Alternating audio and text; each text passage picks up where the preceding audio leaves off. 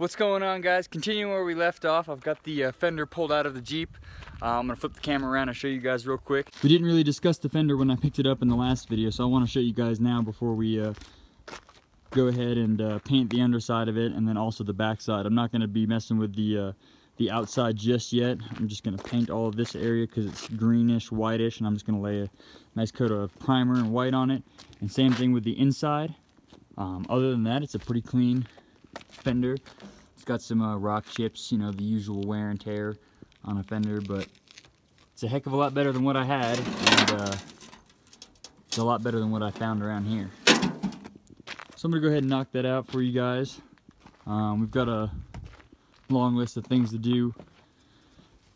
Timing, gear case, cover, gotta throw that on, gotta throw the valve cover on, and I really want to do this seal down here before it rains and such. It's looking pretty gnarly out here, and that's why I say the front cover and the valve cover, I'd like to get those covered up before we actually get some rain. So other than that, guys, I'm gonna spray this fender down just with some rattle can paint. That way it matches inside and outside, and yeah.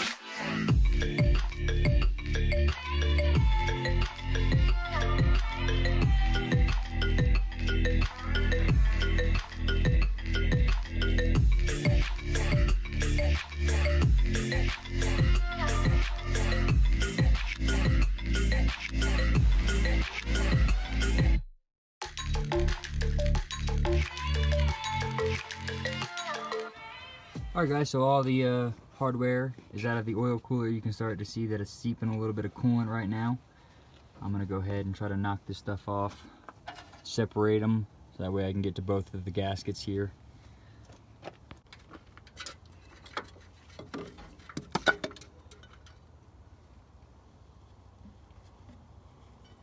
That's fucking cool. We're leaking some oil. Where? Right there.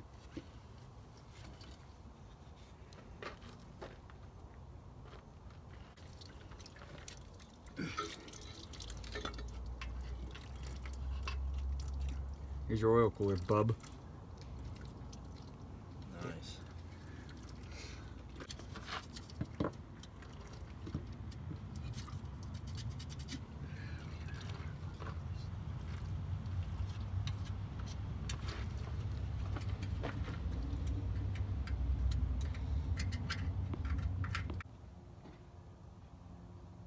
Oil cooler is out, as you guys can see here. Cleaning everything off. I'm gonna have to scrape the seal on this, guys. You guys can see it sitting right there. Pull that guy off and we'll move on to the next step. Seal number 1. It sits right there in that place, and you can see where my gasket failed. I'm gonna pull out the new one and get that one prepped for install, and we're also gonna have to pull off that black one there. So this one's gonna go on the back side of this, and then that black one goes on the top. It's about to rain? Yeah, it's coming. Big old raindrops. I'm gonna try to get this thing on before it rains, guys. There's the new one, guys, in comparison to the old. Give it. Alright guys, so this is that black secondary seal right here. It is a real pain to get off. As you guys can see, I was like scraping some like oil and crud all over it, trying to like pick it up from the middle. What I had to do was take my razor blade and stick it from the corner, and there we have it. This is why we're called the doghouse. Damn dogs. Damn dogs. You guys stay So that is that, guys. It lays just like that in that position. Now we just gotta wait out the rain. There's a couple drops here and there, enough to stop the work and the progress. I had to pack up some tools and stuff, so hopefully it'll pass over and we can get this oil cooler on, or this oil cooler seal, excuse me. My bad, guys. There's the old one, as you guys can see. Here's the new one laying on top of the oil cooler itself. And then the second seal is sitting back here. Everyone said the hardest part of this installation is actually lining up all the bolts and getting it to sit correctly up against the block. So what I've done is taken the old seal, laid out the hardware as I took it out in the correct position, and cleaned up this area. I'm probably going to clean up a little more over here. You guys can see there's some buildup, some trash, so I'm going to stick a rag in here and clean up around this edge and then get ready to install it.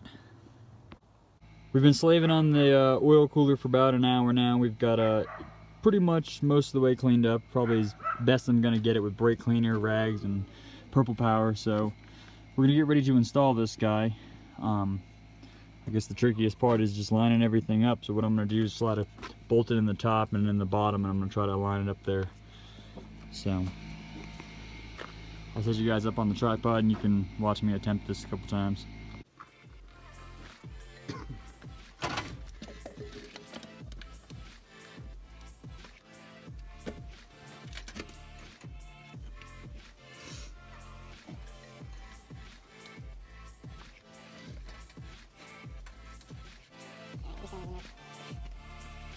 You see how they are? Yeah, kind of in the middle and goes in there. I don't know which one to have it.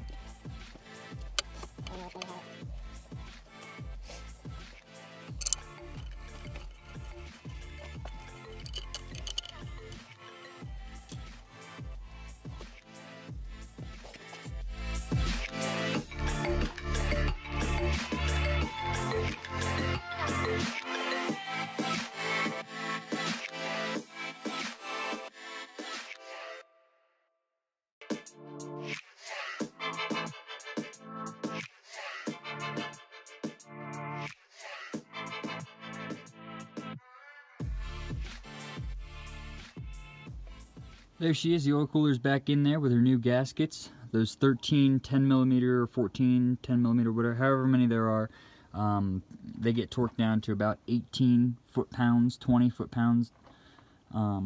It's hand tight. You guys can justify 18, 20 foot-pounds. I think it's like 32 inch-pounds or something like that.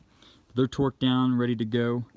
I've got to do the case cover, throw that guy back on. I have to clean the hardware for that, and then it's moving on to installing the manifold and just throwing stuff back on, I guess. That seal was one of my biggest issues and one of the things I wanted to replace. So now that that's done and out of the way, we'll move forward. Moving on to installing our timing case gear cover. I've got her all paint matched with some VHT engine enamel.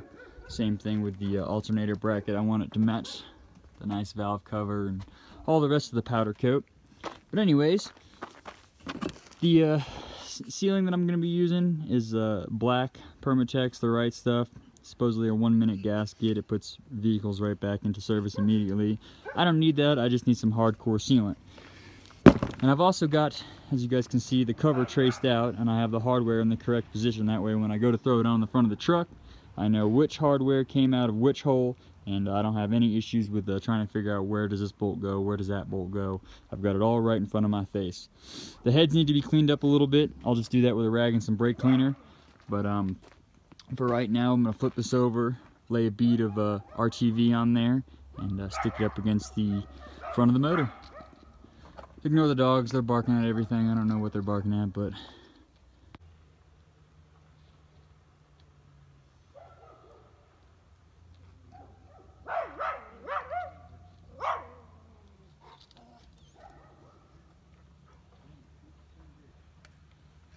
guys, for convenience sake, I'm going to put it on time lapse.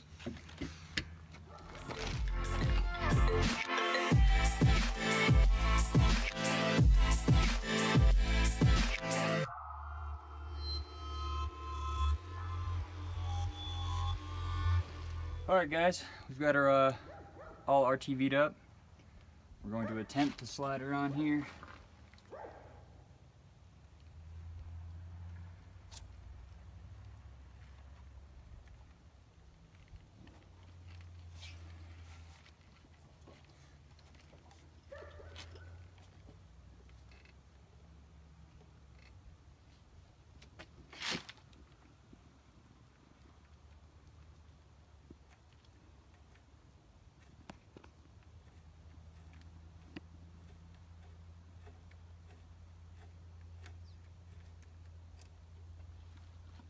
Bam, there we have it. I feel like it's supposed to go in more down here with this sleeve. Yeah. That's how it's supposed to happen.